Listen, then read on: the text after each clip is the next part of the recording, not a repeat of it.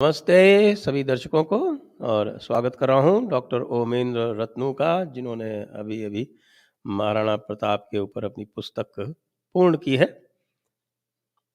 Women जी? Women जी को मैं देख नहीं पा रहा हूँ, अभी तो थे, कहाँ चले गए? नमस्ते जी, सर। नमस्ते। तो हमारे एक बड़े राजनेता हैं राजस्थान के, और उनका नाम है श्री गोविंद डोटासरा। नाम में तो गोविंद है और काम में पता नहीं क्या है। तो वे शिक्षा मंत्री थे, और साथ में जब यहाँ पर उथल-पुथल हुई थी राजनीतिक, तो उनको कांग्रेस प्रदेशाध्यक्ष का भी चार्ज मिल गया था। अब वो शिक्षा मंत्री नहीं है, केवल कांग्रेस प्रदेशाध्यक्ष हैं। उन्होंने एक वक्तव्य दिया और यह कहा कि जो अकबर और महाराणा प्रताप की लड़ाई थी, वो तो सत्ता की लड़ाई थी।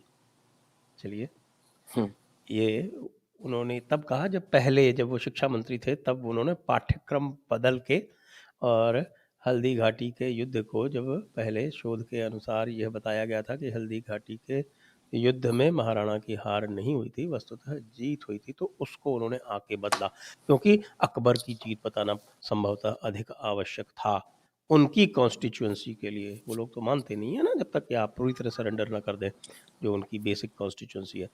और एक और राजपूत नेता ने, जो कि मंत्री भी हैं और राजपूत हैं, उनका स्टेटमेंट आता है कि ये न तो धर्म की लड़ाई थी, न सत्ता की लड़ाई थी, ये तो स्वाभिमान की लड़ाई थी।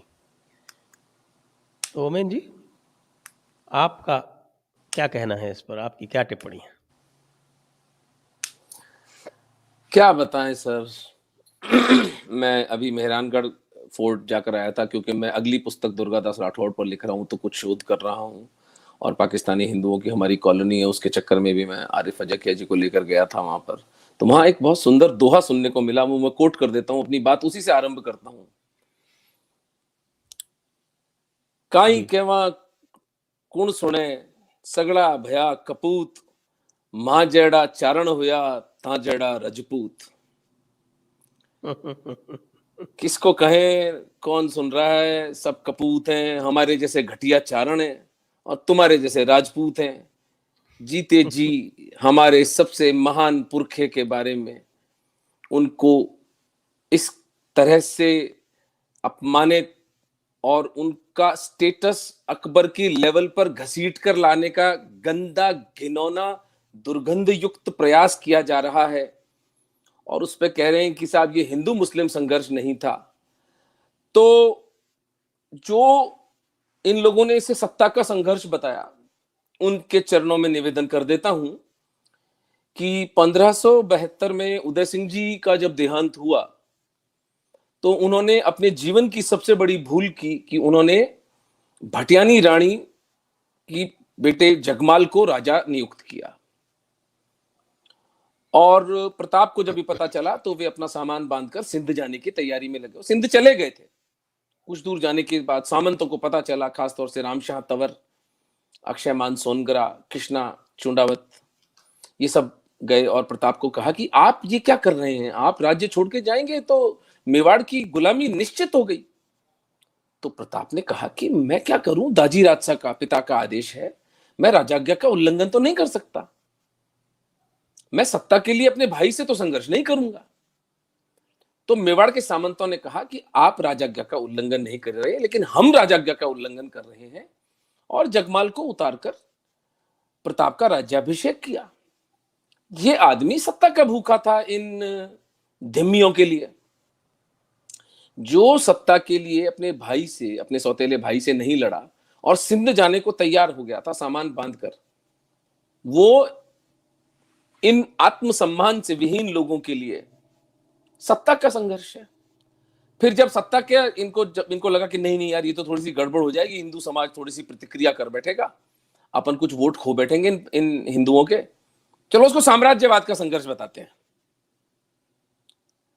तो साम्राज्यवाद का संघर्ष था भैया। तो जरा इतना सा बता दें कि 25 फरवरी 1568 के दिन 40,000 निरपराध हिंदुओं को जिस नृशंसता से अकबर ने हत्या की, जिस हत्याकांड में स्त्रियां, बच्चे, और उसका जो ग्राफिक डिस्क्रिप्शन है वो एमिनेंट हिस्टोरियन के.एस. लाल साहब की बुक में पढ़ें आप, कि जिस प्रकार तैमूर लंग लगभग 100-150 वर्ष पूर्व उस घटना के अपनी तलवार निकालकर दिल्ली में खड़ा हो गया था कि जब तक तलवार म्यान में न रखूं तब तक हिंदुओं को मारते रहो। इसी तरह अकबर महान चित्तौड़ के किले की कंगूरों पे खड़े होकर बोला था, जब तक मैं म्यान को तलवार में नहीं रखूं तब तक चित्तौड़ की जनता का संहार करते रहो। तो ये साम्राज्यवाद की लड़ाई चल रही थी। वो फोटोग्राफ अगर हो आपके पास तो दिखा दें कि जो द्वितीय युद्ध था पानीपत का 1556 का, जिसमें हेमचंद्र भार्गव के सैनिकों को मारने के बाद उनके सरों की मीनारें बनाई गई थी। कौन से हिंदू राजा थे जो अपने शत्रुओं की सेना का संहार करने के बाद उनके सरों की मीनारें बनाया करते थे? कौन से हिंदू राजा थे जो आपस में लड़ते समय सिटीजनरी, पेजेंट्री, विमेन, चिल्ड्रन, ब्राह्मण, प्रीस्ट उनको मारा करते थे? पूरा का पूरा जो शहर था वो उसको जला दिया गया, बर्बाद कर दिया गया। तो साम्राज्यवाद की लड़ाई बताना, सत्ता की लड़ाई बताना, तो मैं थोड़ा सा संजय सर इसका मनोवैज्ञानिक और इसका मैं तार्किक विश्लेषण कर रहा था कि ऐसा क्यों बोलते हैं ये लोग। क्योंकि 2 कारण हैं। पहला तो इन्होंने इस्लाम को पढ़ा नहीं है, कुरान नहीं पढ़ी है, और किसी का जीवन नहीं पढ़ा है, जिस तरह से जहां से भी संदेश आया उस व्यक्ति का इनको पता ही नहीं है कि क्या बेसिक थियोलॉजी है इस्लाम की। ये लोग हम जैसे लोगों से, जिनको ये लोग मुशरिक कहते हैं, बहुदेववादी, उनसे कितनी घृणा करते हैं। पुस्तक में साफ लिखा हुआ है कि मुशरिक जहां कहीं मिले उसे मार डालो। मुशरिक की जो बेटी है वो तुम्हारे लिए माल गनीमत है, लूट का माल है, उसका बलात्कार करना तुम्हारे लिए सबाब है। तो वो पूर्व पक्ष तो है ही नहीं। साधु संत हमारे धर्माचार्य है, वो भी इस पूरे इस हत्यारे माफिया को एक धर्म का दर्जा देके बैठे हुए हैं। तो एक तो ये कारण है कि इन्हें वाकई शत्रु बोध नहीं है, इन्हें पता ही नहीं है शत्रु का असल स्वरूप क्या है। और 1400 साल से नहीं पता चल रहा है। ये बड़े आश्चर्य की बात है कि 1400 वर्षों से सतत, अनवरत, आकस्मिक हिंसा चल रही है, और हम उस सत्य को शोध करके अपने शत्रु को परिभाषित, उसको डिफाइन करने तक को राजी नहीं है। पहला तो कारण ये है। दूसरा कारण ये है कि इन्हें पता है कि गर्दनें कटेंगी, गृह युद्ध भी हो सकता है, जो भी खून खराबा हो, तो कौन झंझट मोल ले। ऐसा करते हैं, हिंदू मुस्लिम संघर्ष कहेंगे तो कुछ करना पड़ेगा। आज भी वो संघर्ष तो जारी ही है। और अगर इतिहास में हिंदू मुस्लिम संघर्ष बनाया तो आप तो हिंदू हैं, तो आप तो किसी मुस्लिम आक्रांता की, जिसने इतने निरीह हिंदुओं की हत्या की हो, उसका महिमा मंडन तो फिर आप नहीं कर सकते ना। वो तो विरोधाभासी, कॉन्ट्रडिक्शन हो गया। तो आप उसके लिए नए नए यूफेमिज्म्स ढूंढ के लाते हैं। जो सीधा सीधा हिंदू मुस्लिम संघर्ष है, मैं आगे बताऊंगा आपको। जिस हल्दी घाटी के युद्ध की इतनी दुहाई देते हैं, उसके अंदर मुस्लिम हिस्टोरियंस ने क्या लिखा है वो मैं आपको बताऊंगा। लेकिन पहले इस बात का शोध करना आवश्यक है कि ये ऐसा कहते क्यों हैं। पहला, इन्हें इस्लाम का पता ही नहीं है। दूसरा, इन्हें पता है लेकिन कायर लोग हैं और बहुत साधारण बुद्धि के लोग हैं और पलायनवादी हैं कि इस चीज को शतुर्मुर्ग की तरह अपना ऑस्ट्रिच एटीट्यूड की सांप के बिल में मुंह दे के खड़े हो जाओ तो वो समस्या चली जाएगी। तो उसके साथ डील नहीं करना चाहते, क्योंकि अगर इसको हिंदू मुस्लिम संघर्ष बोलेंगे तो कुछ करना पड़ेगा। इसलिए ये व्यर्थ की लफाजी करते हैं कि ये सत्ता का संघर्ष था, ये साम्राज्य का संघर्ष था। मैं आने वाले कुछ क्षणों में आपको और विस्तार से बताऊंगा कि इसको हम हिंदू मुस्लिम संघर्ष क्यों मानते हैं, क्यों मान सकते हैं, तथ्यों के और इन्हीं की इस्लामी हिस्टोरियंस के राइटिंग्स के आधार पर। जी, आप यदि फोटो और वीडियो दिखाना बताने की चाहें तो हम इस समय हाँ, दिखा सकते हैं। प्लीज दिखाएं सर, वो बहुत अच्छा एविडेंस पहले है। जरा वो फोटो दिखाएं। Desk please show the photo. जी, ये सेकंड बैटल ऑफ पानीपत के बाद में जो मीनारें बनाई गई थी हिंदुओं के सरों की, जिसमें राजा हेमचंद्र भार्गव थे, जिनको की गर्दन काटी थी अकबर ने अपने हाथों से। फिर उनके बूढ़े बाप को कहा था कि इस्लाम कबूल करो, जब उन्होंने मना कर दिया तो उनकी गर्दन काटी। और ये मैं नहीं कह रहा हूँ, ये सब इनके मुस्लिम हिस्टोरियंस का लिखा हुआ है। और ये आपके सामने वो मीनार है, ये अभी भी पानीपत के संग्रहालय में लगी हुई है। कोई भी सज्जन वहां जाकर इस फोटोग्राफ को वहां से उतार सकते हैं। ये किसी आरएसएस के किसी कार्यकर्ता ने ये पेंटिंग नहीं बनाई है। जी, उनके यहाँ वैसे पेंटर हैं भी नहीं। सही कह रहे वो दूसरा मामला है, फिर कभी बात करेंगे। हाँ, वो तो फिर वो तो बिल्कुल ही अलग लेवल का डिस्कशन है। जी। अब ये जो वीडियो में आपको अपन देखेंगे, इसमें मैं खुद गया था चित्तौड़ गत वर्ष, जब 25 फरवरी का जो वर्षगांठ होती है, तो हमने वहां वो हवन वीडियो भी किया था। वीडियो वो चलाते वीडियो देख ले, तो उसको देख लें अपनी आंखों से। ये वीडियो चलाए।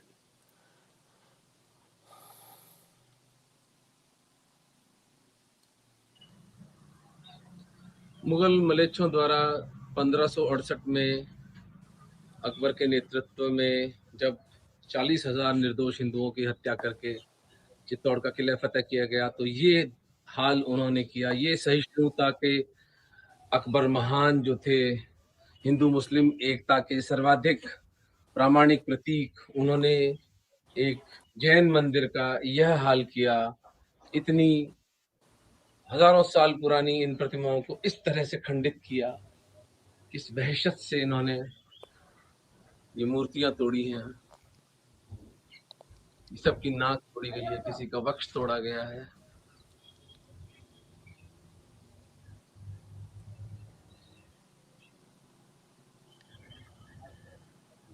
और ये गुंबद इसके ऊपर फिर स्थापित किया गया। जो हिंदू मंदिर था या जैन मंदिर था, उसके ऊपर ये भद्दा, घिनौना, बेहुदा स्ट्रक्चर एक दिखाई दे रहा है, जिसको देखकर घृणा होती है।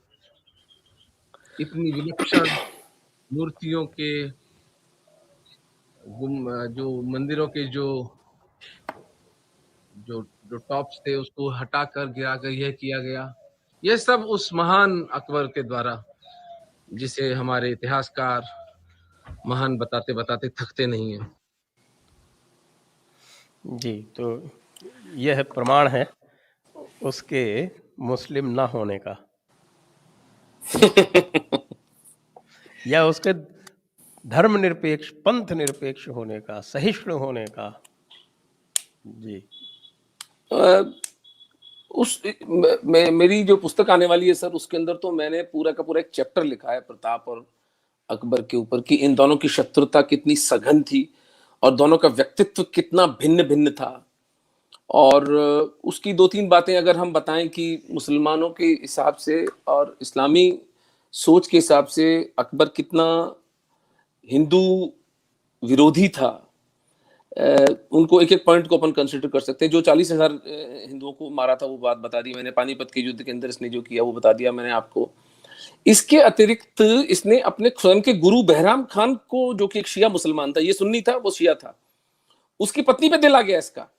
तो जिस बहराम खान ने इसको बनाया उसको तक इसने मरवा दिया और उसकी पत्नी से शादी कर ली। फिर इसने अपने गुरु पत्नी से शादी की इस आदमी ने। और जब अपनी डॉटर इन लॉ से शादी हो सकती तो गुरु पत्नी से क्यों नहीं हो सकती? लेकिन value system, we have to appreciate the value system, कि ये किस तरह का वैल्यू सिस्टम लेके आते थे हमारे समाज के अंदर। और हमारे पुरखे कितने विलक्षण थे कि उस वक्त कोई वामपंथी नहीं थे ना, उनको स्मोक स्क्रीन दिखाकर और ये साम्राज्य और सत्ता के मूर्खता बताने वाले, तो वो सीधा सीधा धर्म का संघर्ष था। हर मेवाड़ के महाराणा ने अपने टाइटल के आगे हिंदुआ सूरज कहा है अपने आप को, हिंदुओं का सूर्य। और मिस्टर एम ए खान की किताब है, इस्लाम जिहाद एंड इट्स कॉनोटेशंस, वो पुस्तक कहीं पड़ी है मेरे पास। उसमें वो लिखते हैं कि बहुत से यहाँ पर जो हमारे जो लिबरल मित्र हैं वो कहते हैं कि जी देखिए अकबर ने जजिया खत्म कर दिया था, अकबर ने जजिया खत्म कर दिया था। लेकिन अकबर ने उस समय 1576 के आसपास गुजरात विजय के बाद 60 लाख रुपए देकर के 15-15 हजार के जत्थों में हज के लिए भारत से यात्री जाया करते थे। जिस तरह की लूट पैसे की अकबर ने मचाई, उतनी किसी राजा ने नहीं मचाई, और उसका कारण ये स्वयं को खलीफा घोषित करवाना चाहता था। लेकिन जैसा कि इनके समाज में होता है कि सत्ता का संघर्ष बहुत ब्लडी और बहुत वायलेंट होता है, इसको किसी ने घास नहीं डाली। तब इसने यहां पर वो दीन इलाही का वो सारा शुरू किया, अन्यथा इसका जो सपना था वो खलीफा बनने का था। और 40,000 निरपराध हिंदुओं को मारने के बाद सबसे पहले ये आदमी अजमेर में जियारत करने गया, और वहां जो भी धन इसने पूरा लूटा था वो सारा का सारा वहां पर उस दरगाह को समर्पित किया, जिस दरगाह में आज मूर्ख हिंदू जा जाकर अपनी नाकें रगड़ते हैं। तो ये हिंदू मुस्लिम संघर्ष का इसका पैमाना था। अब अगर हल्दी घाटी युद्ध की बात करें तो 2-3 वहां के बहुत मैं सुंदर आपको सुंदर एक मिनट में यहाँ पर आपको थोड़ा हाँ, रोकूंगा। मैं रुक ही रहा हूं, मैं दृष्टांत जो मैं बताऊंगा। जो पृष्ठभूमि जो है महाराणा प्रताप और अकबर के बीच की जो पृष्ठभूमि बनती है, वहाँ से आप थोड़ा सा हमें बताएं, क्योंकि जैसा हमें ज्ञात है कि दक्कन से आते हुए मान सिंह जो थे वो रुके थे मेवाड़ में, उन्होंने वार्तालाप किया था, कुछ बातें रखी थीं, और वहाँ से फिर आरंभ हुआ था एक संघर्ष जो अंत तक चलता रहा। और पूरी तरह से मेरे विचार से तो वो धर्म युद्ध था, लेकिन आपके मेरे विचार की नेताओं बात तथ्यों के आधार पर हम कह रहे हैं कि वो धर्म युद्ध था। जी, तो बताएं कैसे। थोड़ा सा और पीछे चले जाते हैं। महाराणा प्रताप के दादा महाराणा सांगा और अकबर के दादा बाबर तक खानवा के युद्ध में अफगान, तुर्क, इजिप्शियन, उज्बेक सैनिक विद्रोह करके भाग रहे थे, क्योंकि बयाना में इतनी बुरी तरह से पिटाई हुई थी। इनका एक सेना नायक था मोहम्मद बरलास, वो लिखता है राजपूतों के लिए कि ये तो मौत से डरते ही नहीं है, ये तो अजूल अर्जुल इनका कोई मौत का देवता होगा। बोले ये तो मौत के देवता है साक्षात, और ये मैदान छोड़ते नहीं है, इनसे कैसे लड़ेंगे हम। और बाबरनामा में बाबर खुद लिखता है कि मेरे को पौरुष का एक शब्द सुनने को मैं तरस गया, जो मीटिंग बयाना के बाद खानवा के युद्ध से पहले हुई। फिर इस बाबर ने वहां पर ये जो पहला प्रमाण हमें मिलता है कि ये हिंदू मुस्लिम युद्ध था, खुद पढ़ लें ये लोग, जाकर के पढ़ते लिखते कुछ है नहीं, जिहाद की घोषणा की। इसने कहा मैं जीवन भर शराब नहीं पीऊंगा, मैं किसी मुसलमान पर कभी कोई टैक्स नहीं लगाऊंगा, मैं अपनी दाढ़ी नहीं काटूंगा। इस घोषणा के साथ इसने अपनी सेना को जिहाद के लिए तैयार किया। और जैसा कि हमारे महर्षि श्री सीताराम जी गोयल कहते थे कि इसने लूट के हिस्से के अंदर भी वृद्धि की घोषणा की कि मैं तुम्हारे लूट का हिस्सा बढ़ाता हूं, जिसको सीताराम जी कहते थे ब्रदरहुड ऑफ बैंडिट्स, ये गुंडों का भाईचारा। तो उन्होंने कहा कि चलो तुम इस बात पर इसने तैयार किया। इधर सांगा का जो भाषण है वो भी पढ़ लें कि ये आतताई बापा रावल के समय से हमें तंग कर रहे हैं, और ये हमारा अवसर है इन राक्षसों को सर्वथा के लिए भारत से बाहर धकेलने का और भारत के केंद्र में हिंदू पद पादशाही स्थापित करने का। ये सांगा का भाषण है। जिस सांगा की 2 लाख की आर्मी के अंदर 10,000 हसन खान मेवाती के मुसलमान भी थे और 10,000 मोहम्मद लोधी के मुसलमान भी थे। मुसलमानों का हिंदू सेना के अंदर होना वैसे इतिहास में, भारतवर्ष के इतिहास में पहली बार घट रहा था। 8वीं शताब्दी में बापा रावल से लेकर सांगा के खानवा की लड़ाई तक हिंदू मुस्लिम सेनाएं बिल्कुल भिन्न होती थी। There was no mixture. Iltutmish ने इसका प्रयास किया था, लेकिन महाराणा जैत्र सिंह जी ने उसको प्रयास को पराजित कर दिया था। वो एक अलग घटना है। तो यहां भूमिका डलती है कि ये हिंदू मुस्लिम संघर्ष ही था। और खानवा का युद्ध में क्या हुआ वो सब अलग बातें हैं, क्योंकि खानवा के युद्ध को तो मैं बिल्कुल ही आधारभूत चैलेंज कर रहा हूं कि सांगा खानवा का युद्ध जीते थे। इस पुस्तक में मैंने 7 प्रमाण दिए हैं और हम उस नैरेटिव को उस लेवल पे लड़ रहे हैं। लेकिन हम अपनी बात पर फिर लौटते हैं। इसके बाद बहादुर शाह नाम का एक व्यक्ति था जो कि गुजरात का राजा हुआ, और सांगा ने उसको शरण दी थी, और उसने दूसरा साका चित्तौड़ का किया 1535 के अंदर। 30,000 राजपूत स्त्रियां महारानी कर्मावती के नेतृत्व में और रावत बाग सिंह जी के नेतृत्व में 32,000 हिंदू राजपूत चित्तौड़ की रक्षा करते हुए वीर गति को प्राप्त हुए, और महिलाओं ने जौहर किया। लेकिन बहादुर शाह, जिसको कि सांगा ने 1526 में शरण दी थी, उस बहादुर शाह ने सांगा के देहांत के बाद चित्तौड़ को तहस नहस किया। और उसका जो आध्यात्मिक टीचर था शेख जूई, उसका पूरा उसका वर्णन है। तो ये हिंदू मुस्लिम संघर्ष दूसरा यहाँ पर प्ले आउट हुआ। इसके बाद वो हुमायूं की राखी का क्या हुआ? हाँ सर, अच्छा हुआ याद दिलाया आपने। ये बकवास भी कितनी चलती है। वीर विनोद और हीरचंद ओझा, गौरी शंकर हीरचंद ओझा बहुत प्रामाणिक इतिहासकार हैं मेवाड़ के, दोनों लिखते हैं बहादुर शाह ने जब दूसरा साका अटैक किया चित्तौड़ पर, तो हुमायूं के पास मेवाड़ के कुछ सामंत गए सहायता मांगने के लिए। तो हुमायूं ने कहा कि चलो अपन मेवाड़ का कर लेते हैं, वो तो वेला था, उसको काम तो था नहीं कुछ, तो वो चल के आने लगा। तो ग्वालियर के पास बहादुर शाह का उसे लेटर मिलता है, वो लेटर रिकॉर्डेड है, सब कुछ लिखित में है। मैं जिहाद पर हूं। बहादुर शाह गुजरात का राजा जो चित्तौड़ के राजपूतों को मारने निकला है, वो जब हुमायूं के आने की सूचना मिलती है तो कहता है मैं जिहाद पर हूं, यदि तुम काफिरों का साथ दोगे तो अल्लाह को क्या मुंह दिखाओगे। और मिस्टर हुमायूं ग्वालियर में ही रुक जाते हैं, और 30,000 स्त्रियां महारानी कर्मावती के नेतृत्व में, रावत बाग सिंह जी के नेतृत्व में 32,000 राजपूत हिंदू जो है मेवाड़ के, वो अपना शीश बलिदान कर देते हैं, और चित्तौड़ एक बार फिर मुसलमानों के हाथ में चला जाता है। यद्यपि 1 वर्ष के अंदर अंदर राजपूत उसे वापस भी ले लेते हैं। तो ये चित्तौड़ की ये सच्चाई है। ये राखी का मान था। हाँ सर, ये राखी कोई राखी वाखी थी नहीं सर, कोई राखी भेजने का कोई प्रश्न ही नहीं था। ये सब कहाँ से बना ये नैरेटिव कि साहब वो ये इनकी निकृष्टता है। और इनकी एक बात के लिए इनको क्रेडिट देना पड़ेगा कि ऐसी ऐसी कहानियां निकाल के लाते हैं लोग।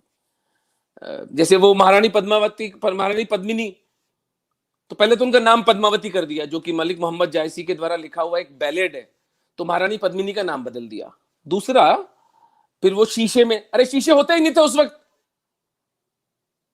कांच होते थे क्या सर 12वीं शताब्दी में?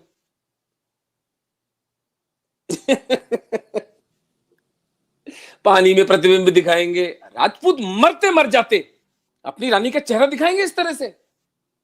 क्या बकवास लगा रखी है, कोई प्रमाण नहीं, कुछ नहीं, बस कहानियां चलती हैं। जाके हिंदू भी देख रहे हैं वहां पर जाकर, टूरिज्म जब देखने जाते हैं तो वहां जाकर के पद्मिनी महल देख करके चाय पकौड़ी समोसा पॉपकॉर्न खा के घर आ जाते हैं। तो अब आ जाते हैं मान सिंह जी पर।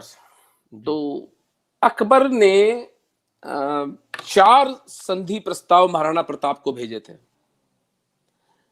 जलाल खान कोरची, जयपुर के राजा मान सिंह जी, फिर उनके पिता भगवान दास, और फिर अंत में राजा टोडरमल। मान सिंह जी के साथ जो हुआ था वो सबसे इंटरेस्टिंग है।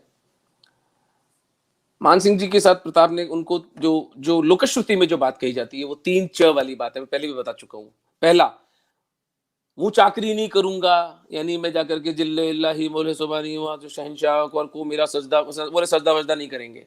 दूसरा, वो चौथ नहीं दूंगा, मैं टैक्स नहीं दूंगा। और तीसरा, वो छोकरी नहीं दूंगा, मैं बेटी नहीं दूंगा, अब तेरे को समझौता करवाना हो तो करवा दे। यानी इनको लज्जा नहीं आती है ये कहते हुए कि ये सत्ता और साम्राज्यवाद का संघर्ष था। अरे मूर्खों, अगर सत्ता और साम्राज्यवाद का संघर्ष होता तो प्रताप के लिए संधि सबसे सरल ऑप्शन था ना। अकबर आपको सिर्फ अपनी सुजरेनिटी एक्सेप्ट करने के लिए बोल रहा था, अपनी गरीब जनता से आप टैक्स दिलवाते, आप तो मजे उड़ाते ना। प्रताप को क्या पड़ी थी जंगलों में घूमने की, पत्थरों पे सोने की, पत्तल में खाना खाने की? पूरा जीवन उस महापुरुष ने अरावली की गर्मी, सर्दी, बरसात जंगलों में बिताया। सत्ता के लिए, स्वाभिमान के लिए, साम्राज्यवाद से लड़ने के लिए, या सनातन हिंदू धर्म की रक्षा के लिए? अगर प्रताप नहीं करते ये सब, तो इस देश का इस्लामाइजेशन कोई नहीं रोक सकता था। व्यक्ति, जो साधारण जनता होती है, वो हमेशा अपने राजा की तरफ देखती है। कितने राजा थे जो कि अकबर के दरबार में होते हुए भी प्रताप के विरोध के कारण डटे हुए थे अपने आत्मबल पे। बीकानेर के पृथ्वीराज ने एक लेटर लिखा, जब एक झूठी अफवाह अकबर ने उड़वाई कि प्रताप समर्पण करने का सोच रहे हैं, तो उसने कहा कि क्या मैं अपनी मूंछों पे बल देना बंद कर दूं? प्रताप को लेटर लिखा पृथ्वीराज ने, मैंने सुना है कि जिसको आप तुर्क कह के संबोधित करते हो उसको आप शहंशाह कहोगे। तब प्रताप ने लेटर लिखा, तुर्क कहाशी मुख पतो इण मुखसु इकलिंग उगे जया ही उगशी प्राची बीच पतिंग। इस मुंह से तो एक लिंग जी भगवान की कृपा से ये तुर्क ही कहलाएगा, और सूर्य पूर्व में उगता है, पूर्व में ही उगेगा। आप निश्चिंत होकर अपनी मूंछों पर ताव दीजिए, प्रताप सिंह खड़ा है मुसलमानों के हर वार को अपने सर पर झेलने के लिए। ये भाषा क्या साम्राज्यवाद के लड़ने की भाषा है? ये भाषा क्या सत्ता के संघर्ष करने वाले व्यक्ति की भाषा है? क्या ये व्यक्ति अपने धर्म, अपने परिवार, अपने हिंदू देवी देवताओं को बचाने के लिए लड़ रहा था? तो मान सिंह जी को काफी अपमानित करके भेजा जाता है। उनके जो झूठे बर्तन थे वो भी उदय सागर में बहा दिए गए, जहां वो बैठे थे वहां गंगा जल का छिड़काव हुआ, और ये सारी बातें जयपुर के राजपूतों को बता दी गई थी। तो ये एक दुखद प्रसंग है कि मेवाड़ के राजपूतों का और जयपुर के राजपूतों की आपसी शत्रुता थोड़ी सी हुई इस समय पे। यद्यपि ये शत्रुता न पहले थी और न बाद में थी। खानवा के युद्ध में महाराणा सांगा के सबसे प्रिय मित्र जो थे वो जयपुर के पृथ्वीराज कछावा थे, जो अंत समय तक उनके साथ थे, और जब सांगा घायल हुए थे तो उनको मैदान से निकालकर बचाने वाले भी राव गांगा जोधपुर के और जयपुर के पृथ्वीराज कछावा थे। तो ये एक इंसिडेंट था जब जयपुर को किसी व्यवस्था के कारण ये सब करना पड़ा। लेकिन हम फिर मूल विषय पर आ जाते हैं। इसके बाद हम हल्दी घाटी युद्ध में क्या हुआ था, 3 इंसिडेंट्स आपको बताता हूं, तब समझ में आएगा आपको कि ये कितना सत्ता का संघर्ष था और कितना हिंदू मुस्लिम संघर्ष था। जी, बताएं। सर हल्दी घाटी का जो युद्ध 18 जून 1576 को लड़ा गया, कितने सारे झूठ उस पे इन लोगों ने गढ़े हैं, वामपंथियों ने और जिहादियों ने। वो हम एक अलग ऑलरेडी उस पर एक पूरा प्रोग्राम हम कर चुके हैं, उसको पुनरावृत्ति करने से कोई अर्थ नहीं है, वो आप गूगल कर लेंगे, लोग देख लेंगे। जी हाँ, 3 घटनाएं मैं उस युद्ध की बताना चाहूंगा। वो है वो विवरण डिस्क्रिप्शन में डाल दिया गया। हाँ, उसका लिंक डाल दें ताकि लोग देख लें कि हल्दी घाटी का युद्ध प्रताप की जीत थी और उसका बिल्डअप उसके अंदर ऑलरेडी नीचे है रिलेटेड वीडियोस, उसमें सबसे पहला वही है, Maharana Pratap winner of battle of Haldi Ghati. Yes yes yes. Now to come to the point that why do we consider this a Hindu Muslim conflict. चलिए हम एक बार इनका फॉर डेविल्स आर्गुमेंट अपन ले लेते हैं कि let me be the devil's advocate. हम इसका फॉर आर्गुमेंट से हम ये मान लेते हैं कि ये सत्ता का संघर्ष था, ये साम्राज्यवाद का संघर्ष था। ठीक है, मान ली बात आपकी। पहली घटना, हल्दी घाटी के युद्ध में जो 4 घंटे तक चला था, पहले 3 घंटे में मेवाड़ के सैनिकों ने मुसलमान सैनिकों को धकेलकर बनास नदी तक पहुंचा दिया था। जो खमनौर की लड़ाई थी, खमनौर का जो कस्बा है, जो हल्दी घाटी की नेक पे खमनौर बसा हुआ है, खमनौर से लेके बनास नदी तक 5-6 किलोमीटर का जो डिस्टेंस है, बनास नदी तक खदेड़ दिया था इनको। फिर जो इनका रिजर्व फोर्स था, अल्तमिश कहते थे जिसको, उसको माधो सिंह जयपुर के और मेहतर खान था, उसने नगाड़ा बजा के बोला कि बादशाह अकबर खुद आ गए, बादशाह अकबर खुद आ गए। तब मेवाड़ की जो सेना थी वो थोड़ी सी परेशान हुई कि भयंकर गर्मी में 3 घंटे से वो संघार कर रहे थे, थक चुके थे, तो उन्होंने रिट्रीट करना शुरू किया वापस हल्दी घाटी में जंगलों की तरफ। और तब पिटते हुए इन्होंने एक निर्णय लिया गया कि प्रताप की हत्या की जाएगी। 250-300 मुगल सैनिक प्रताप पर टूट पड़े, और तब जो जितने भी फर्स्ट लाइन जनरल्स थे हमारे, जिसमें हकीम खान सूर भी था, रामशाह तंवर, उनके 3 बेटे भवानी, शालिवाहन और प्रताप, उनका पोता धर्मागत, झालाबीदा, झालामान, भीम सिंह डोडिया, ये सब जो फ्रंट लाइन वॉरियर्स थे, इन सब ने अपनी वीर गति दी प्रताप को बचाने के लिए। और जब मानसिंह रामशाह तंवर के साथ युद्ध कर रहा था तो उसका डिस्क्रिप्शन अल-बदायूनी ऐसे करता है कि लोग लड़ना छोड़ के उस युद्ध को देखने लग गए। और एक मुसलमान हिस्टोरियन मुल्ला शीरी ये लिखता है मानसिंह की तारीफ में, प्रशंसा में, आज एक हिंदू इस्लाम की तलवार बन गया। क्योंकि रामशाह तंवर ने भयंकर मारकाट मचाई थी उसमें मुसलमानों की, और अंततोगत्वा दुर्भाग्य से मानसिंह जी ने ही रामशाह तंवर की हत्या की। दूसरा, ये तो पहला प्रमाण हुआ, ये तो मैं नहीं लिख रहा हूं, ये आरएसएस का आदमी नहीं है भाई, मुल्ला शीरी वो लिख रहा है आज एक हिंदू इस्लाम की तलवार बन गया। दूसरी बात, अल-बदायूनी जब तीर चला रहा था, यद्यपि वो इतिहासविद था और लिखने वाला था, लेकिन लड़ाई में वो भी था, तो वो मुसलमान जनरल आसिफ खान से पूछता है कि यार ये जयपुर के राजपूत और मेवाड़ के राजपूत दोनों केसरिया बांध के लड़ रहे हैं सर पे, तो कैसे पता चले कौन अपना दोस्त है कौन अपना शत्रु है। आसिफ खान का जवाब अगर हिंदू समाज को समझ में आए तो बता देता हूं, तेरे को क्या है, तू तीर चला, मरेगा तो काफिर ही, जीतेगा तो इस्लाम ही। जी। सत्ता और का ये संघर्ष, कहते हैं कि साहब ये साम्राज्यवाद सत्ता का का संघर्ष, था, ये पूरी ठीक तरह है। से जिहाद था। और जिहाद को अब समझने लगे हैं लोग, लेकिन मुझे लगता है कि पिछले 5-7 साल तक 90 क्यों 99% हिंदू तो समझते ही नहीं थे जिहाद होता क्या है। धन्यवाद दें इंटरनेट को, इंटरनेट का आविष्कार किया। महादेव का वरदान है सर, वरना उसके कारण ये सारा का सारा जो खेल रचा गया है वो लोगों तक समझ पहुंचने लगा। और इसीलिए आप देख रहे होंगे कि लेफ्ट वाले जो हैं वो बहुत परेशान हैं आजकल, बहुत परेशान है। इब्तदाई इश्क है रोता है क्या, आगे आगे देखिए होता है क्या। इनके जो हाल होने वाला है वो मैं आपको बता भी नहीं सकता हूँ सर। खानवा का युद्ध जिन्होंने सांगा की पराजय बता दी, और मैं अपनी आंखों से छतरियां देख कर आया हूँ राजपूतों की वहां पर। यानी इसका अर्थ ये है कि इतिहास लिखने वाला कोई आदमी खानवा का बैटलफील्ड देखने तक नहीं गया था। This is not a mistake, this is not a blunder, this is a deliberate ploy to destroy our history। तो इनके ऊपर जांच कमीशन बैठेंगे और इनको सजाएं मिलेंगी कि आपने अपने क्राफ्ट के साथ, अपनी साइंस के साथ इतना ग्रॉस इनजस्टिस किया कैसे। कोई जवाबदारी तो तय करनी पड़ेगी ना, उत्तरदायित्व तो तय करना पड़ेगा जी। अब मैं तीसरी घटना बताता हूं आपको। हाँ, तीसरी घटना बता दें, उसके बाद फिर हम ऑडियंस क्वेश्चंस पर जाएंगे। हाँ, काफी लंबा हो गया। तीसरे में एक काजी खान था जो कि फतेहपुर सीकरी से आया था अकबर की सेना में लड़ने के लिए। प्रताप ने स्वयं उसका अंगूठा काट दिया और उसका एक सहायक था, उसको तीर ऐसे मारा कि वो जिंदगी भर लंगड़ा कर चला।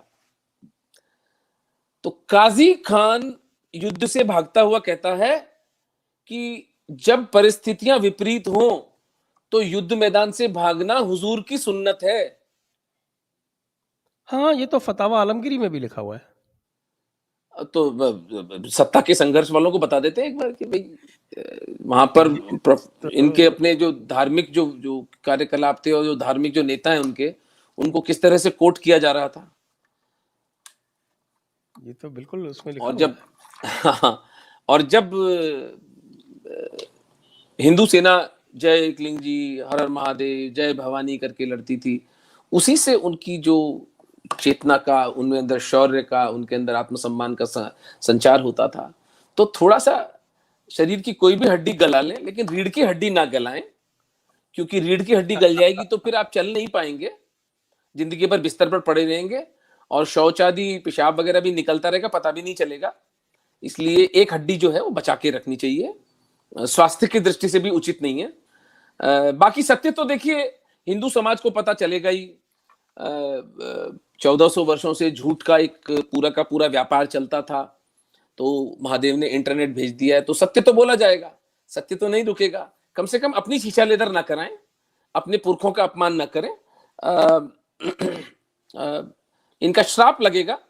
मैं एक लास्ट में आपको एक अपनी पुस्तक से एक अंश सुनाना चाहता हूं सर, आज्ञा है। ये देखिए, आपने जो अभी कहा कि वो भाग के क्या कि साहब की हुजूर की सुन्नत है, तो हाँ, ये पेज 693 जो हमारा अनुवाद है, वॉल्यूम 3 फतावा ओके। आलमगीरी का, ये 7वीं किताब है, किताबुस्सैर। तो इसमें क्या लिखा हुआ है? पेज 693 नोट करें कि तीरंदाजी से लड़ाई नहीं कर सकता है तो कोई हानि नहीं है कि जो काफिर तीरंदाजी करता है उसके सामने से भाग जाए।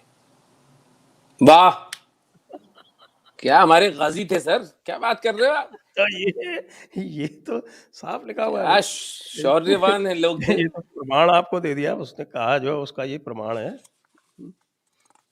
तो मैं अब आपको एक अपनी पुस्तक का एक अंश सुनाना चाहता हूं, जो कि इस हिंदू मुस्लिम संघर्ष की इस भूमिका के लिए बहुत आवश्यक है, और मैंने अभी फेसबुक पे डाला था और काफी अच्छी तरह से वायरल भी हुआ था। आज्ञा हो तो सुना दूं। जी। अबुल फजल जौहर के लिए लिखता है, ये 25 फरवरी 1568 को जो घटना घट रही है उसका वर्णन है। क्या होता है सर कि 40,000 हिंदू मरे तो it is just a figure. मेरे हाथ में वीर विनोद में उन रानियों के नाम आ गए, मेरी आत्मा कांप गई थी जब मैंने वो नाम पढ़े थे। तो मैंने सोचा हिंदू समाज को वो नाम भी सुना देता हूं, कदाचित उसका भेदन, उसका चित्त पर जो प्रभाव है वो थोड़ा गहरा होता है, बजाय इसके कि हम एक आंकड़ा बोलें कि 40,000 मरे थे। मैं वो नाम पढ़ देता हूं कुछ 10-12 रानियों के जो उस दिन अपने आप को उस नेतृत्व किया था और जौहर में वीरगति को प्राप्त हुई थी। पर थोड़ा सा डिस्क्रिप्शन उसका, और थोड़ा बैलेट भी है जो मैंने उसमें जो भाव डाले हैं। अबुल फजल जौहर के लिए लिखता है, अकबर ने शुजात खां व भगवान दास को प्रसन्नता पूर्वक आकर बताया कि उसने एक महत्वपूर्ण व्यक्ति को गोली से मार डाला है। 1 घंटे के बाद, ये जयमल राठौड़ को गोली मारी थी उसने। 1 घंटे के बाद जब्बार कुली ने आकर सूचित किया कि दुर्ग की प्राचीर से सब पुरुष पता नहीं कहीं चले गए हैं। तभी दुर्ग में कई स्थानों पर एक साथ अग्नि की लपटें उठने लगीं। भगवान दास बोला, यह जौहर हो रहा है, कल सुबह राजपूत आक्रमण करेंगे। चंदन की लकड़ी की विशाल चिता बनाई गई जिसमें घी धूप आदि डाला गया। फिर ये अपनी स्त्रियों को कुछ पाषाण मना पत्थर दिल हठी लोगों के संरक्षण में छोड़कर लड़ने निकल गए। जब पराजय निश्चित हो गई तो इन हठी लोगों ने इन असहाय स्त्रियों को राख बना दिया। मैं अब तक अबुल फजल को कोट कर रहा था। ये हठी लोग, अब मैं स्टोरी लिख रहा हूं, ये हठी लोग दुर्ग के चारण हुआ करते थे। ये स्त्रियों व पुरुषों को पुरखों की कथाएं सुनाकर उनका तेज जागृत करते थे और संकेत आने पर ये चिताओं को अग्नि दे देते थे। यह इन चारणों के लिए असह्य वेदना का क्षण होता था।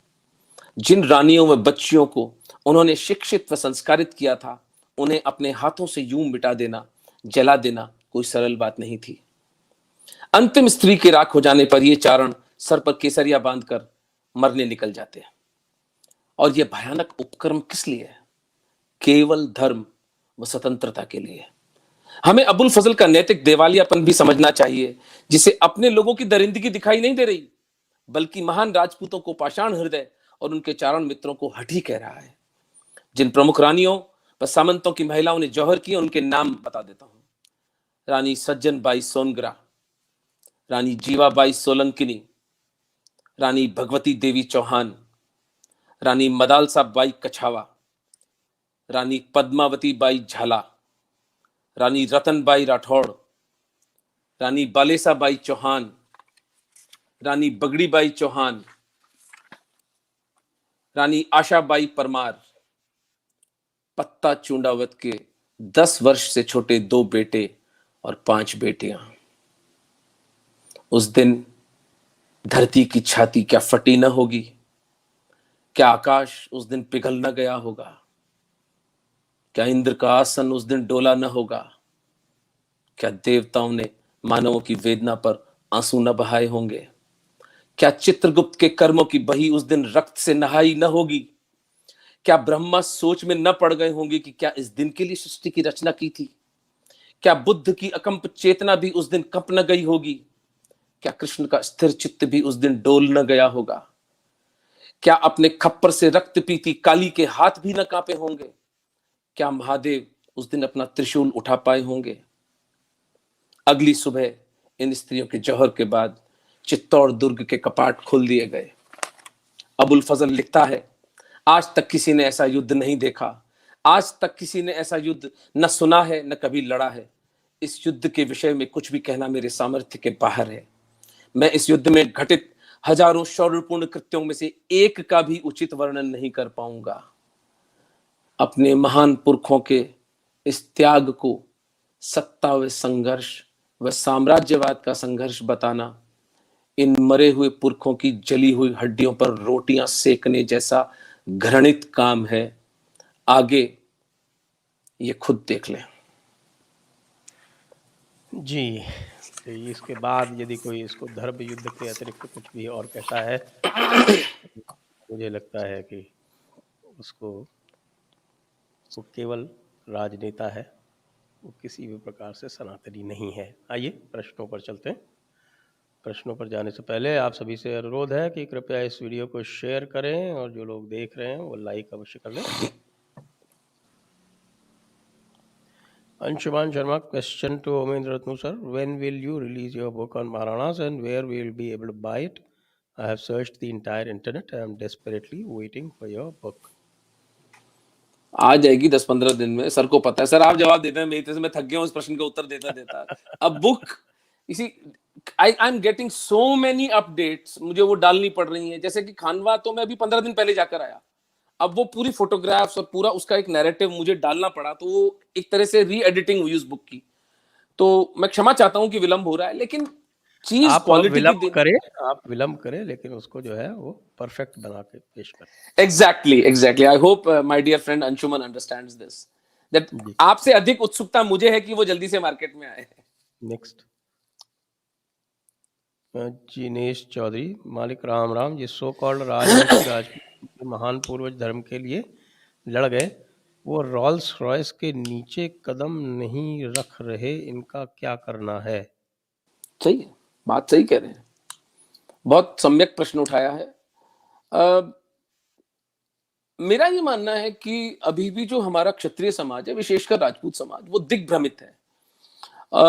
और उसका कारण है, मेरी पुस्तक में मैंने लिखा है साइलेंस ऑफ द लायंस करके, पूरा जो अंतिम चैप्टर है वो इसी पर है कि क्या हुआ, ऐसे वीतरागी पुरुषों के बच्चे, ऐसे संकल्पवान शौर्यवान महाराणाओं की संतानें एकदम तेजहीन, एकदम कैपिटुलेट, एकदम सरेंडर कर गई। तो उसमें बहुत सी बातें घटी, लेफ्टिस्ट ऑनस्लॉट हुआ, उनको शर्मिंदा किया गया, झूठ फैलाए गए कि आप युद्ध हारे, आपने अपनी पत्नी अपनी स्त्रियों को जला दिया। उस महान त्याग को इस तरह से ऊंचा और बौना किया गया। आप ओपियम एडिक्ट्स थे, राजपूतों के बारे में ये बहुत फैलाया जाता है, जिसको एक एक पॉइंट को मैंने अपनी पुस्तक में काउंटर किया है। तो एक सोची समझी रणनीति के तहत जो लेफ्टिस्ट जिहादी कबाल था, इसने क्या किया कि जिस तरह हमारे शरीर में WBC व्हाइट ब्लड सेल्स होते हैं, और वो अगर HIV वायरस आ जाएगा तो वो उस WBC को मार डालेगा। अब उसका परिणाम ये होगा कि WBC हमारे शरीर की प्रतिरोधक क्षमता बढ़ाती है। तो जब WBC को ही मार डालेगा तो शरीर के अंदर कोई भी रोगाणु आ जाएगा। तो लेफ्टिस्ट जिहादीज जो हैं, ये HIV वायरस है हिंदू समाज का। इन्होंने हमारे जो योद्धा जातियां हैं, और सिर्फ राजपूत नहीं, गुर्जर, जाट, यादव, कुर्मी, हमारे दलित समाज के पूरा सहोदर वाल्मीकि, रैगर, खट्टीक, इन सबको एक हीन भावना से भरकर हमारी जो WBCs हैं हिंदू समाज की, उनको खत्म कर दिया। तो अब लेकिन जैसे सर ने कहा, संजय सर ने, इंटरनेट आ गया है, हम वापस उनको जागृत कर रहे हैं। और मेरा ये मानना है कि जेनेटिकली जो राजपूत समाज है वो दोबारा खड़ा होगा। हमको केवल इनको सत्य बताना है। अनगिनत राजपूतों के मेरे पास मैसेजेस आ रहे हैं, और मैं समझ रहा हूं एक विद्युत प्रवाह समाज में प्रवाहित हो रहा है। जितनी भी हिंदू मार्शल कम्युनिटीज हैं वो पुनः खड़ी होंगी, और इस बार हम इन मरीचों को पूरी तरह पराजित करके रहेंगे। बिल्कुल निराश ना हो, एक संक्रमण का काल है, इसलिए हम प्रश्न मिताद्र मुखर्जी, ओमेंस भैया, I am Bengali, born and brought up in Odisha, पर आप जिस भाव से महाराणा की जीवनी सुनाते हैं वो दिल को छू जाता है। इसीलिए मैं परसों खुद को रोक ना पाया और ट्विटर पर आपसे पूछ बैठा कि किताब कब आएगी। आ जाएगी। पूर्ण रूप में आएगी, अर्ध रूप में नहीं आएगी। अर्ध रूप में नहीं, एग्जैक्टली। पिता ध्रुव मुखर्जी, संजय सर, ओमेन भैया, आप जैसे लोग मॉडर्न हिंदू सोसाइटी के पांडव हैं जो धर्म युद्ध लड़ रहे हैं। एक बार आपसे मिलके आपके चरण स्पर्श करूं तो मेरा जीवन सफल हो जाएगा। आना जरूर, वो धन्यवाद स्वागत है मिस्टर आपका। जयपुर आइए, जाइए, सर से मिलेंगे, संजय सर से मिलने चलेंगे, चाय पिलाएंगे आपको। आइए, स्वागत है आपका। नेक्स्ट अभिजीत सुधाकर, आप गलत कर रहे हैं एसटी जी। मेरे वर्किंग आवर्स में मेरे फेवरेट वुमेन जी को बुलाते हो, 5 मिनट ब्रेक लेके निकला हूँ, उनको सैटरडे संडे को ही बुलाइए। वो इनका प्रेम है, रिकॉर्डेड है, देख लेना, बाद में देख लेना यार। ये तो कभी भी बट देख इट इज सकते very very very lovingly he has said this. So sir आंखों पर, सर आंखों पर। Next Vinod Bhatia, Ratnu sir, reason Maharada Pratap stopped Akbar before Mewar because that route directly goes to Somnath and easy to capture south temples, and it's gold which could help Akbar to Islamization of rest of India. Yes, absolutely absolutely, Mewar was critical. उसके मेवाड़ के eastern side पर मालवा था और western side पर जो आबू से road जाती है, ये दोनों गुजरात के ट्रेड रूट्स थे और मेवाड़ इसीलिए क्रिटिकल था। गजनी ने जब सोमनाथ पर हमला किया तो वो मेवाड़ को सर्किट करके चला गया, मेवाड़ से पंगा नहीं लिया उसने। और चूंकि कम्युनिकेशन इतना आसान नहीं था, मेवाड़ के जो उस वक्त के समकालीन महाराणा थे उनको पता भी नहीं चला कि इस तरह से आक्रमण हो रहा है। यद्यपि चालुक्य राजा भीमदेव ने महमूद गजनी को पराजित करने का पूरा तैयारी कर ली थी, पर वो उसने फिर रूट बदल के दूसरे रूट से वापस गया। वो उसको पता लग गया कि भीमदेव अपनी सेना लेके खड़े हैं। आप बिल्कुल सही कह रहे हैं कि प्रताप ने जो ट्रेड रूट्स थे उनकी रक्षा करने के लिए ही ये बिगुल बजाया, और उनको पता था कि यह धन अगर अकबर के हाथ लग गया तो फिर इस सब कॉन्टिनेंट का इस्लामाइजेशन नहीं रोका जा सकता। बिल्कुल उचित कह रहे हैं आप। नेक्स्ट मनीष सर, तेजस्वी महारथी बप्पा रावल से लेकर प्रातस्मरणीय महाराणा प्रताप हो या शिवाजी महाराज हो, माना ये भगवान नहीं थे, लेकिन हमारे मंदिर में आज भगवान हैं तो वो इनके शौर्य के कारण ही हैं। परंतु ये थोड़ी कुटिल चाणक्य नीति का प्रयोग करते तो दुष्ट औरंगजेब और पापी अकबर को जहर हम देते। एक पॉइंट है आपका, लेकिन हम नहीं थे भाई, जहर देने वाले लोग हम नहीं थे। आप तो, मैं तो अपनी पुस्तक में मैंने बहुत जगह 2 जगह लिखा है, खासतौर से कुंभा के चैप्टर में। मुझे नहीं समझ में आया कि इन महाराणाओं ने इतनी यशस्वी लड़ाइयां लड़ी, इतना शौर्य का प्रदर्शन किया, तुगलक को, खिलजियों को, लोधियों को, गुजरात के मक्कारों को, नागौर के शम्स, सबको गिरफ्तार किया और सबको छोड़ दिया। और 5-5, 6-6 बार इन्होंने पलटकर हमारे ऊपर आक्रमण किया, मंदिर तोड़े, हिंदुओं की हत्या की, धर्म का नाश किया। लेकिन ये सद्गुण विकृति तो रही हिंदू राजाओं में कि इनका वध नहीं किया। जिसको पूरी तरह से त्यागने का समय आ चुका है। 100% सद्गुण विकृति की अब तो संभावना ही नहीं रही है। सौरभ कामले, नमस्कार मोमिंद जी, आपकी बुक रिलीज होने वाली है। भाई मैं तुमसे अधिक व्यग्र हूं कि जल्दी से रिलीज हो। अपडेट है, हो जाएगी, शांति रखें। नेक्स्ट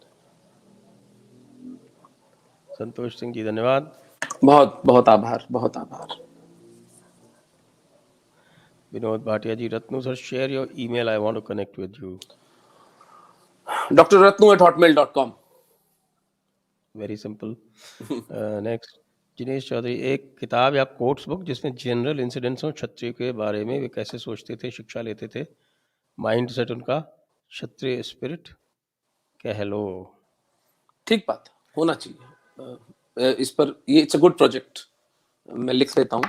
क्षत्रिय माइंड सेट पर एक अलग से बुक आनी चाहिए। सही कह रहे हैं, क्योंकि क्षत्रिय एक भाव है, फियरलेसनेस। वो कैसे आती है? महाराणा छत्रपति महाराज शिवाजी की जो शिक्षा हुई थी समर्थ गुरु समर्थ रामदास जी से, तो यदि आपको मिल जाए उनकी पुस्तक दासबोध, उसका मराठी में तो आसानी से उपलब्ध है, लेकिन उसका जो हिंदी अनुवाद है वो थोड़ा कठिनता से मिलता है। वो यदि मिल जाए तो मुझे लगता है कि उससे बहुत कुछ सीखा जा सकता है। बिल्कुल ठीक नहीं होगा तो मेरे पास एक उसकी प्रति है, तो मैं प्रयत्न करूंगा कि उसका PDF बना के या कुछ करके डाल सकूं इसके ऊपर, जयपुर डायलॉग्स पे डालूंगा। Next, Indian, what BJP is doing to change history books? Nothing. If not by central, then at least in BJP run states. नहीं, BJP रहे, ये तो काम किया था हमारे जो शिक्षा मंत्री थे उस समय, उन्होंने। और एक जानकारी के लिए बताऊं आपको, मैं खानवा जब इस बार गया और वहां मेमोरियल देखा, मेरे विचार से इतना अद्भुत मेमोरियल मैंने तो अपने जीवन में नहीं देखा। दिवेर वाले मेमोरियल की कैटेगरी का मेमोरियल था ये। तो भरतपुर से 30 किलोमीटर की दूरी पर मेन हाईवे के ऊपर ये मेमोरियल है खानवा का। ऐसा मेरी जानकारी हुई है कि श्री ओंकार सिंह जी लखावत ने 42 इस तरह के मेमोरियल्स बनाए हैं। तो सब हिंदुओं को जाके इनको देखना चाहिए और जाकर के इनके दर्शन करने चाहिए। ये हमारे लिए आधुनिक तीर्थ स्थल हैं और ये सब बीजेपी के कार्यकाल में हुए थे। अभी तो ऐसी दुर्दशा हो रही है उनकी कि वो बताना भी बहुत पीड़ादायक है। मेरे फेसबुक टाइमलाइन पे जाकर आप मेरे पेज पर, उमेंद्र रत्नू पेज पर फेसबुक पे जाके देख ले, मैंने खानवा पे जो सारा डाला है मैटर कि किस तरह वो मूर्तियां खंडित हैं, किस तरह झाड़ू भी नहीं लग रहा है। और मैं अपनी संस्था के थ्रू उसको गोद लेने का प्रयास कर रहा हूं कि उसका अपकीप हम लोग कर सकें। लेकिन ये काम बीजेपी ने किया था कि इस तरह के 42 मेमोरियल्स पूरे राजस्थान में, मदारिया में महाराणा कुंभा पर, खानवा में सांगा पर, कमेड़ी गांव में उसमें पन्ना धाय पर, और अलग अलग राजाओं के ऊपर पूरे राजस्थान में बहुत अच्छा काम हुआ था। राज्य के स्तर पर, केंद्र के स्तर पर कुछ नहीं हो रहा है। ये तो बस चाइना और उसके अंदर ही पता नहीं कहाँ खोए हुए पाकिस्तान और अफगानिस्तान और भगवान जाने क्या है कि कोई। Next, Pratap Ramchandra Sanjay Sarji, thanks to channels like JD and other nationalistic channels, left is being hammered. GOI's history book correction project is still on. It is on. अभी उनका वो चल रहा है, वो करिकुलम फ्रेमवर्क बन रहा है, लंबा काम कर रखा है। Left needs to be destroyed. 7.5 इसको साल बीज नाश करना पड़ेगा लेफ्ट का हमको। कोरी हैमरिंग से कुछ नहीं होगा और वो करेंगे। नेक्स्ट, अखंड हिंदू राष्ट्र सम्राट महाराणा प्रताप सिंह सनातन धर्म के लिए लड़े, ये सत्य है, किंतु वह मेवाड़ के बाहर जिहादियों से लड़ने और अपना साम्राज्य बढ़ा न सके। केवल इस बात का फायदा कम्युनिस्ट में सत्ता संघर्ष करने के लिए लेते हैं। मूल समस्या कहाँ है गोविंद जी? इसका मैं थोड़ा सा उत्तर दे दूं।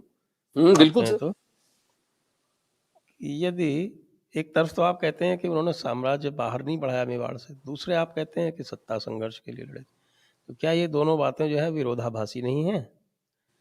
ये तो अकबर था जो चल के वहां पे मेवाड़ में आया था और उसका पूरा प्रमाण दे दिया भूपेंद्र जी ने कि किस प्रकार से उसके लिए एक ये जिहाद का प्रोजेक्ट था। मेरे विचार से पर्याप्त होना चाहिए। बिल्कुल ठीक बात है। और ये बता दूं कि प्रताप के लड़पड़ पोते यानी उनके वंशज फिर बाद में आए महाराणा राज सिंह जी, उन्होंने दिल्ली तक किया था, लेकिन 1680 में फिर जहर देकर औरंगजेब ने उनकी हत्या कर दी। लेकिन राजस्थान में उनको पराजित करके धकेल दिया था राज सिंह जी ने। और प्रताप के दादा सांगा मतलब भारत के केंद्र पर ही तो गए थे, बयाना में लड़ाई लड़ रहे थे जो मेवाड़ से 500 किलोमीटर दूर है। तो लड़ाई तो बयाना और खानवा में हो रही थी। तो ऐसा नहीं है, प्रताप के समय तक मेवाड़ बिल्कुल क्षीण हो चुका था। ये सबसे बड़ी हानि जो खानवा के युद्ध के बाद सांगा की हत्या की हुई वो ये हुई कि मेवाड़ गृह युद्ध में लग गया, राजपूतों का नेतृत्व छिन्न भिन्न हो गया, जयपुर छिटक गया, जयपुर को मुसलमानों से अलायंस करना पड़ा। तो वो प्रताप के समय तो धर्म बच गया, ये बहुत बड़ी उपलब्धि है, उसकी महानतम उपलब्धि है। Next, Disha Parekh, we still are Hindus because these women who embrace pain of fire and refuse to give wombs to Muslims, their sacrifice deserves our highest respect. और इनको भी अपमानित करने का प्रयास किया जाता है। मैंने एक बंगाली का लेख पढ़ा सर, मैंने एक बंगाली हिंदू का लेख पढ़ा कि कहते हैं कि जौहर करने की क्या जरूरत थी, सेक्स स्लेवरी कर लेते, कम से कम जिंदा तो रहते। देखिए बाकायदा उसने एक आर्टिकल लिखा है। सेक्स स्लेवरी क्या होती है? वो एक पुस्तक है बैरप्पा जी की, एस.एल. बैरप्पा जो लोग जानते हैं, इस समय के महानतम जो जीवित इतिहास साहित्यकार हैं भारतीय, उनकी पुस्तक है एक आवरण, उसे पढ़ें। वो हिंदी में तो नहीं है संभवतः, लेकिन अंग्रेजी में उसका ट्रांसलेशन है, तो उसको आप पढ़ें, आपके रोंगटे खड़े हो जाएंगे। आपको तब पता चलेगा कि किस प्रकार से राजपूत राजकुमारों को, राजकुमारियों को जब उनको स्लेव बनाया जाता था तो क्या होता था। पढ़ें। नेक्स्ट, साई चंद कमलाकर सर, अगर बीजेपी सत्ता में नहीं आएगी, हिंदू धर्म खतरे में तो नहीं पड़ेगा ना?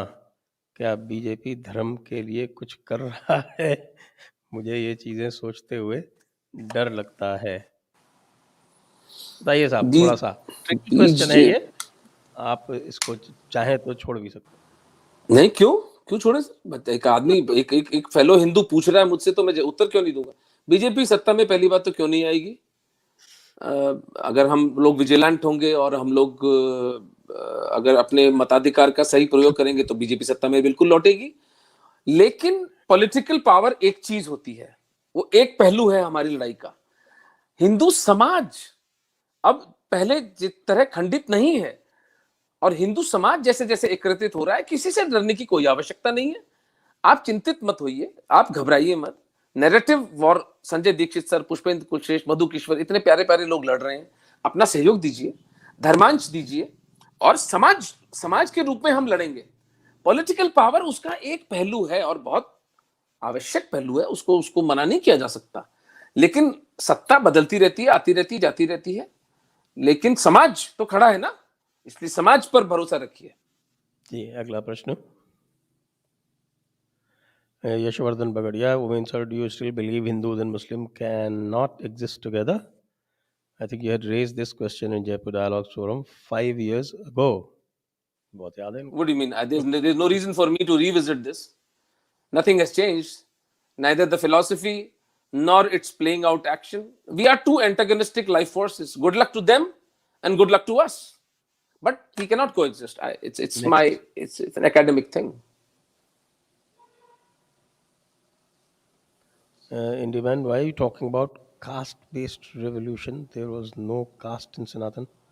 There are Kshatriya guna in possible every family. So where is the dissonance? I don't see any disagreement coming out of this. You're right. I mean, when he is saying Kshatriya Rajput, that he was also exalting No, that. but I'll tell you, I'll clarify this. The first brunt of Islamic attack was born and by the Rajputs. They had 36 castes came together. Charans were there. There were Brahmins. Poona Joshi was the leader of the horse cavalry of Pratap. Tara Chand and Bhamashah were Jain, Oswal Jains. The entire army was Bhil. They were tribals. So all Hindu castes fought it, but the leadership was given by Sisodia Rajputs. This cannot be denied. This should not be taken away from them. That's what I want to say. Next. Because they suffered also. They suffered the consequences.